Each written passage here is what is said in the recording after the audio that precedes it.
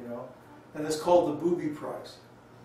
So being a demigod, it's like the booby prize because there's so much work. They have to work really hard, you know, and then the demons are always attacking them, and there's so many problems, and they're in anxiety, and if they make one little mistake, they can fall down and get cursed, and, you know. It's tough being a demigod. But being a devotee of Krishna is very easy because the Lord protects his devotees, he saves them from so many difficulties, he gives them intelligence, he gives them so many nice things, facility and so on. So it's much better to simply be a devotee of the Lord, go to the spiritual world, and be with him forever. See? If you're a demigod, first of all, the demigods are not eternal.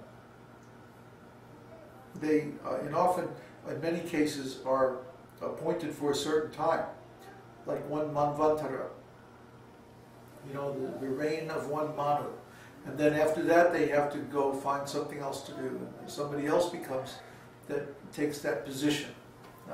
There's very, very few demigods, just a handful of them that remain in their position for the whole length of the universe. Most of them are changing all the time. So, you know, it's not a very secure position. There's so many worries, so many anxieties. It's better to be just a simple devotee.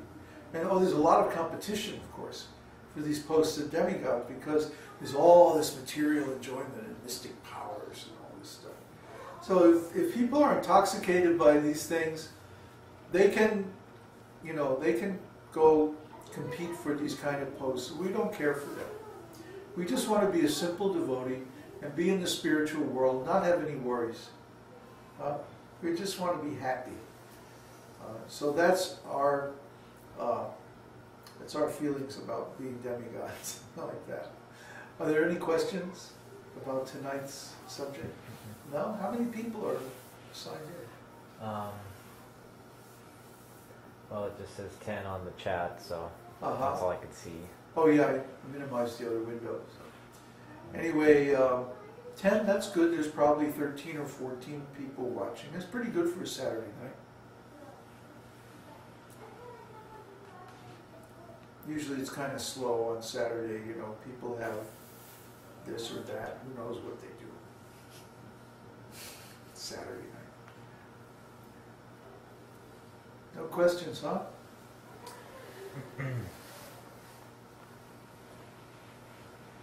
No. No? Okay. Got some kartals? Yeah, give me the bigger ones.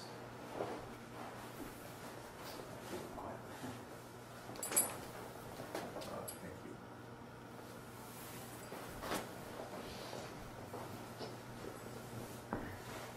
Oh. Still no? It's a question from Ananda Varna. Ah! Ananda. Ananda Varna. There's no diacritical marks, I can't tell. Huh? There was no diacritical mark, I couldn't tell. Well, it's always got along. Okay. You mentioned 4 stages of sannyas. Third has to travel.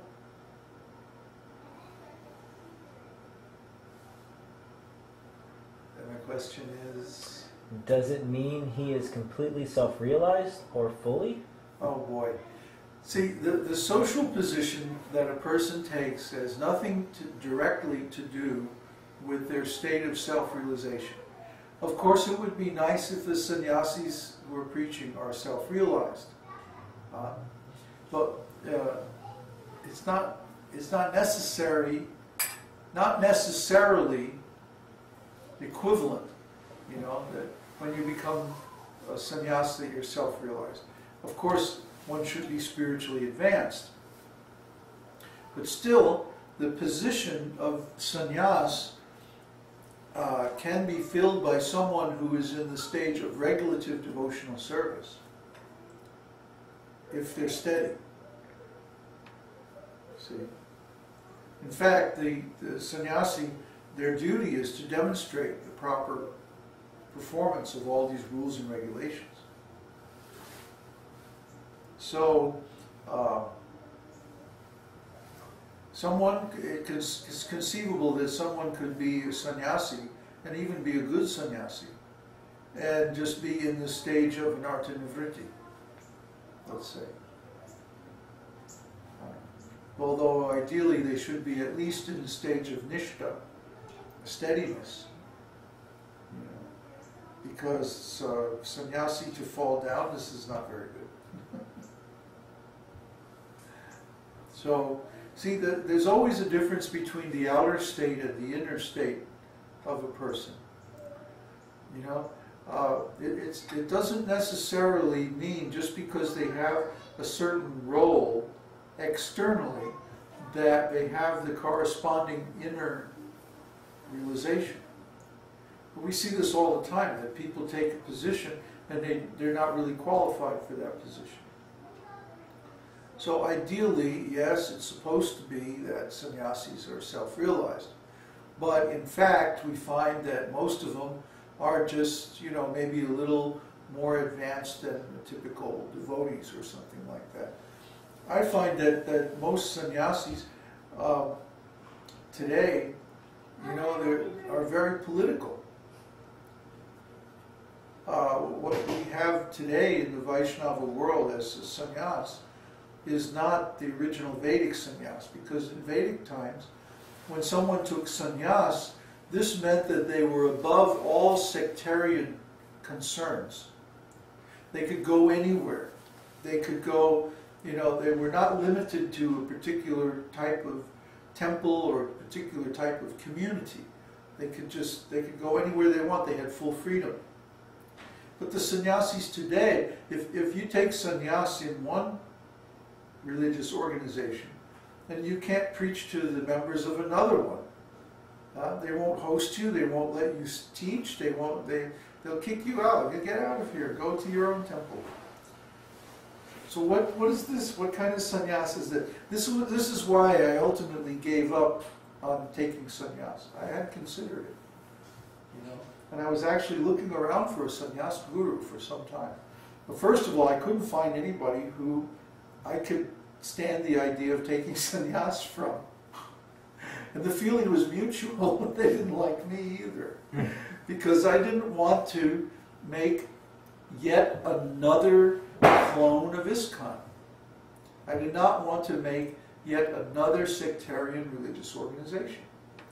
And the sannyasis nowadays, these are the ones who actually maintain these sectarian forms, you know.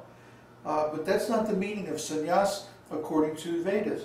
Vedas mean a sannyasi is someone who should be above all sectarian distinctions. If anybody in society is, it has to be sannyasi. Who else could it be?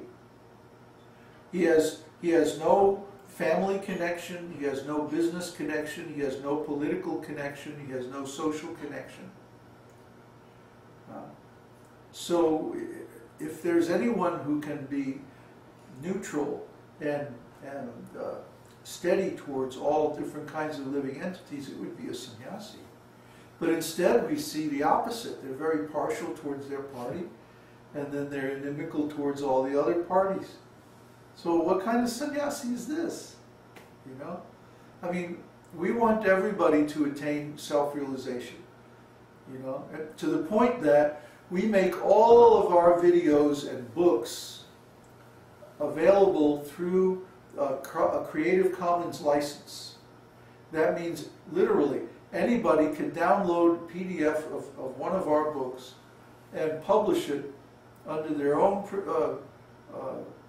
publishing company. And as long as they give us credit for writing it, that's perfectly fine. We don't care. We're not publishing these books to make money. We're not publishing videos to make money.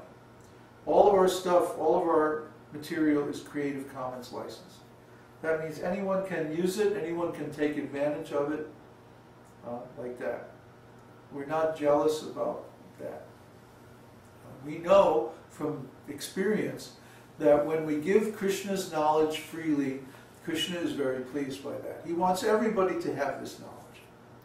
So if we restrict it by putting all kinds of conditions on it, that's not pleasing to Krishna. Yet we see that these sectarian organizations, they try to restrict the dissemination even of Srila Prabhupada's books. But what kind of nonsense is this? We see that whenever a religious teaching is made a secret, that's the beginning of the end of that sect. Whenever they make the teaching a secret, then that means they're discouraging other people from practicing it, from knowing it, from doing it. And because of that, their membership begins to shrink, and over time they completely disappear. Now, who knows today the secret teachings of the Zoroastrians, or the Egyptians, or the Phoenicians, or the Mayans, or any of these people?